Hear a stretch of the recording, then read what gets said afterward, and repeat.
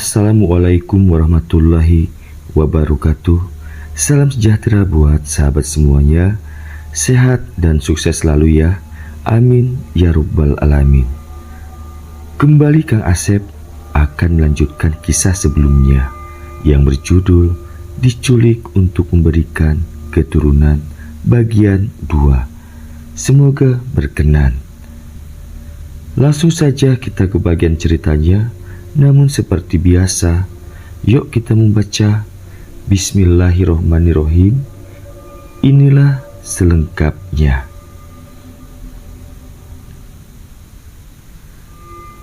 Astagfirullah. Ternyata air yang memercik pada wajahnya bukanlah air hujan, melainkan air liur yang menetes dari sosok menyeramkan yang bertengger di dahan pohon di mana Arifin dan Edi menambatkan tali ayunan pada batang pohon itu.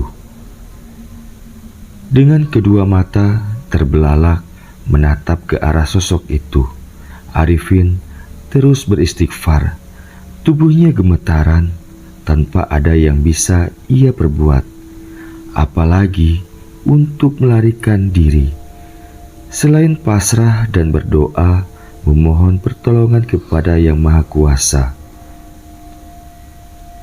Di tengah rasa takut yang tidak tertahankan lagi, tiba-tiba saja Arifin mendengar suara bisikan lembut di telinganya. Kau tak usah takut.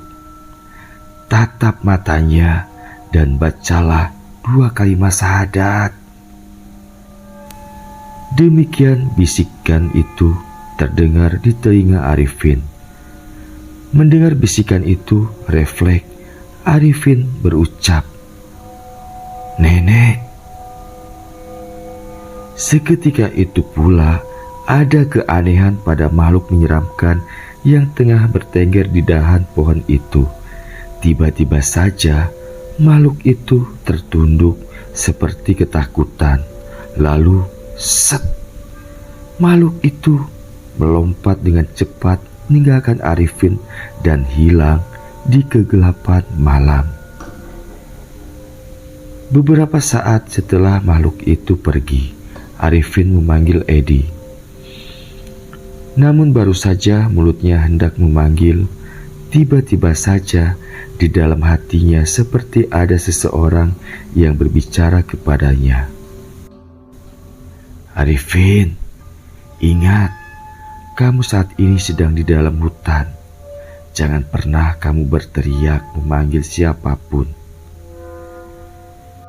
Dek, Arifin kembali terkejut serta mengurungkan niatnya untuk memanggil Edi. Dan akhirnya Arifin memutuskan diam dan berusaha untuk tidur saja.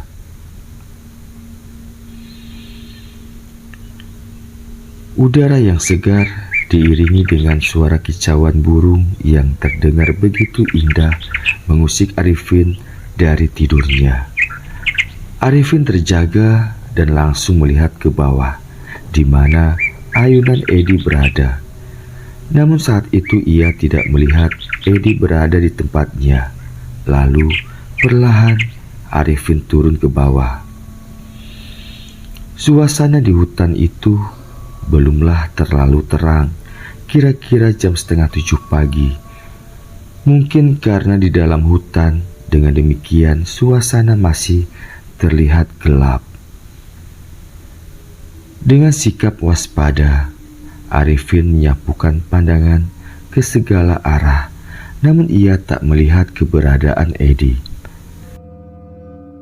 Sebelum melakukan hal lain, terlebih dahulu ia mengumpulkan sisa kayu bakar dan kembali dinyalakannya untuk mengusir nyamuk yang mengerumuni. Perlahan suasana mulai terang. Arifin masih menunggu Edi sembari merokok dan minum kopi yang ia buat di bawah pohon. Arifin merasa serba salah dan bingung. Mau berteriak memanggil, teringat dengan pantangan jika tidak boleh berteriak memanggil. Mau mencari juga bingung, mau cari kemana. Lalu Arifin bangkit dari duduknya. Dengan golok panjang, ia mulai melangkah, meneliti area di sekitarnya. Barangkali ada jejak yang mungkin bisa dijadikan petunjuk kemana perginya Edi. Hingga pandangan Arifin tertuju pada satu benda yang tergeletak di bawah sebatang pohon di antara daun kering. Ia menyipitkan mata untuk memastikan, karena sepertinya ia mengenali benda itu. Perlahan, Arifin mendekati benda itu, dan setelah diamati ternyata benar. Itu celana dan baju yang dikenakan Edi setelah mandi kemarin. Demikian pikirnya yakin. Arifin meraih celana berbahan celana jeans dan kaos berwarna biru muda yang diyakini itu milik Edi. Arifin meneliti pakaian Edi, lalu ia berkata pelan, "Kenapa celana dan bajunya Edi ada di sini? Lalu dia pergi pakai apa? Nggak mungkin pula dia telanjang." Demikian ucapnya lirih. Lalu Arifin kembali menyapukan pandangannya ke segala arah, berusaha mencari petunjuk kemana arah perginya Edi. Namun tetap saja ia belum menemukan sesuatu yang ia harapkan. Tanpa terasa, waktu terus berjalan. Arifin melihat jam yang berada di lengan sebelah kirinya. Waktu menunjukkan jam 1 siang. Perutnya terasa lapar. Arifin memutuskan untuk memasak dulu dan makan. Setelahnya baru mencari Edi kemana arahnya pergi. Singkat cerita, setelah makan, Arifin mengemasi semua barang-barangnya. Namun tentunya tidak mungkin bisa dibawa semua, karena saat itu ia sendiri, tidak seperti waktu datang ke hutan itu. Mereka membawa barang-barangnya berdua. Arifin membawa barang-barangnya, dan barang-barang Edi dikemas dan digantungkan pada dahan pohon. Dengan membaca bismillah, Arifin mulai berjalan dan dia memutuskan untuk masuk lebih dalam lagi ke hutan. Berada sendiri di dalam hutan belantara tentunya bukan hal yang mudah dan nyaman, apalagi di dalam hutan belantara yang belum terjamah oleh manusia sebelumnya. Dengan sikap waspada dari segala kemungkinan yang mungkin akan terjadi, ia terus berjalan di antara rapatnya pepohonan besar. Setiap beberapa meter, Arifin menebaskan goloknya dengan tujuan agar dia tidak lupa jalan keluar. Entah sudah berapa jauh Arifin masuk ke dalam hutan, hingga ia berhenti melangkah. Karena di hadapannya, ia melihat suasana yang benar-benar membuat bulu romanya meremang. Bahkan ia merasa ngeri. Arifin melihat ada keanehan dengan area tersebut. Pepohonan di hadapannya semua besar tinggi menjulang, dengan warna batang dan ukurannya nyaris sama. Terlihat gelap, bahkan kabut tebal menyelimuti area hutan di hadapannya itu, seperti dinding pemisah. Sayup terdengar suara alunan musik tradisional yang ia dengar dari balik kabut tebal. Bahkan Arifin juga seperti mendengar ada bisikan-bisikan tak jelas. Arifin semakin merasa tidak nyaman berada di sana. Namun Arifin juga teringat dengan Edi dan tidak mungkin ia pulang ke rumah tanpa Edi. Akhirnya Arifin kembali melangkah dengan terlebih dahulu mengeluarkan senter dari dalam tasnya. Senter langsung ia nyalakan, lalu ia melangkah mulai memasuki area hutan berkabut itu.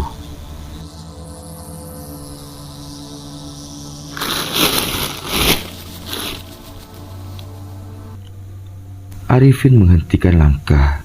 Ia palingkan kepala ke kanan dan ke kiri. Karena tiba-tiba saja ia mendengar suara gemeresek dari semak belukar di sebelah kanannya. Karena tidak melihat apapun, lalu ia kembali berjalan. Baru saja beberapa langkah, kembali ia dikejutkan. Kali ini yang membuat Arifin terkejut tidak hanya mendengar suara saja, melainkan tepat di hadapannya telah berdiri sesosok laki-laki dengan bentuk rupa sangat mengerikan dan tidak sempurna. Tubuh laki-laki itu terlihat mulai membusuk dengan bekas luka hampir memenuhi tubuhnya. Kedua tangannya terlihat putus sebatas siku dan mengucurkan darah merah kehitaman. Serasa nyawa dicabut dengan paksa oleh malaikat maut saat itu, saking terkejutnya. Astagfirullah. Kamu siapa? Tanya Arifin sembari tersurut mundur. Sosok itu menyeringai sangat mengerikan. Lalu sosok itu berbicara dengan suara terdengar mengorok. Mungkin karena lehernya yang terlihat berlubang. Kamu harus cepat keluar dari hutan ini sebelum waktu asyar. Kalau tidak ingin bernasib sama denganku, juga dengan temanmu itu. Demikian ucap sosok itu. Lalu tiba-tiba saja kabut putih semakin tebal hingga menutupi tubuh dari sosok menyeramkan itu. Mendengar ucapan sosok mengerikan, tanpa pikir dua kali, Arifin langsung balik kanan, meninggalkan tempat itu dengan langkah cepat. Sempat ia mendengar suara-suara aneh, bahkan suara banyak perempuan yang tertawa, seakan tengah menertawakannya. Arifin terus berjalan dengan cepat, tak peduli dengan suara apapun di belakangnya. Di perjalanan pulang, sialnya Arifin lupa dengan jalan yang telah ia beri tanda. Mungkin karena rasa takut, ia lupa melihat tanda yang ia buat. Arifin semakin panik ketika melihat jam di tangannya, karena waktu menunjukkan sudah jam 3 sore. Sementara ia sudah bingung arah mana jalan menuju pulang, atau minimal dapat keluar dari hutan itu. Dengan tubuh terasa gemetaran karena lelah bercampur rasa takut, ia mengarahkan pandangan ke sekelilingnya. Namun seakan semua bentuk pohon sama, membuat ia semakin bingung. Ya Allah, tolonglah aku, beri petunjuk dan jalan agar aku dapat keluar dari hutan ini dengan selamat. Aku tidak tahu lagi, ya Allah. Demikian Arifin berbicara dengan lirih.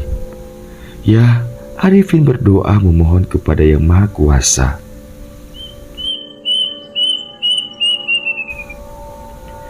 Tiba-tiba saja terdengar suara burung kedasi yang begitu tajam di telinganya. Mendengar suara burung itu, seketika Arifin mengangkat wajahnya yang tertunduk lesu.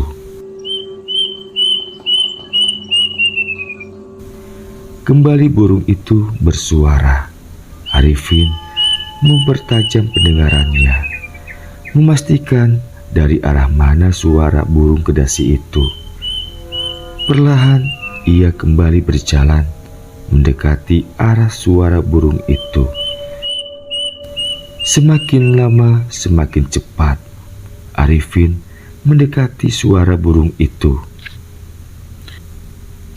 hingga